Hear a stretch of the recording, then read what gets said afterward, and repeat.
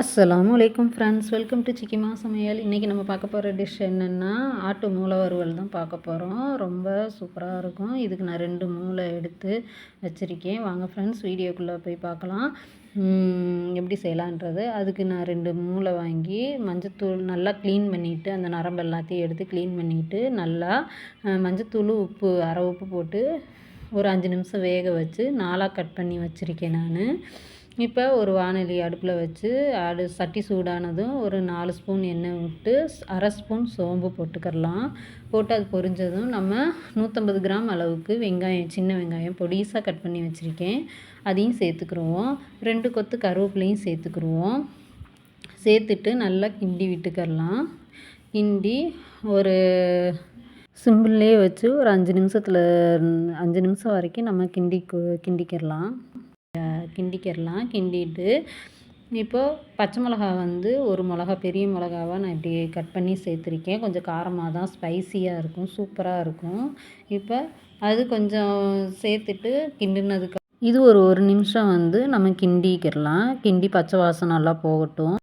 1 நிமிஷம் வரைக்கும் கிண்டிட்டு 1 ஸ்பூன் மிளகாத்தூள் போட்டுக்கிடலாம்.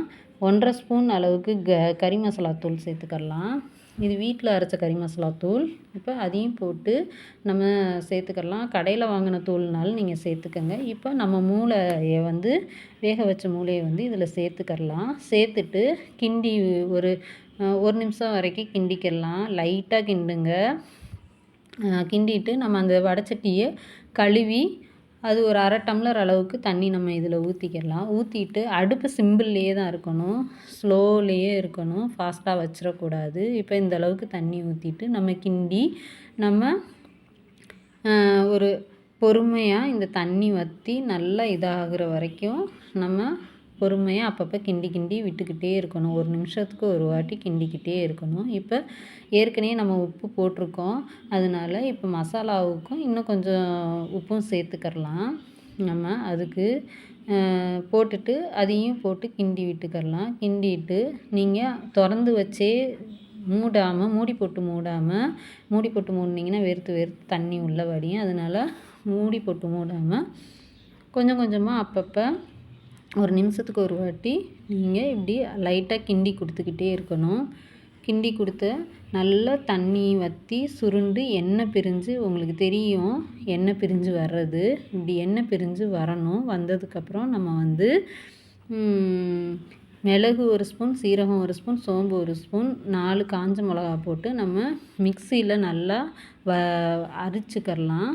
நல்லா மிளகு சீரகம் நம்ம முட்டைக்கு போடுவோம்ல, அது மாதிரி இதாக நுணுக்கிக்கிடலாம். ரசத்துக்கு நுணுக்கிற மாதிரி நுணுக்கிக்கிட்டு அதிலேருந்து இப்போ இதில் 1 ஸ்பூன் நம்ம போட்டுக்கிடலாம்.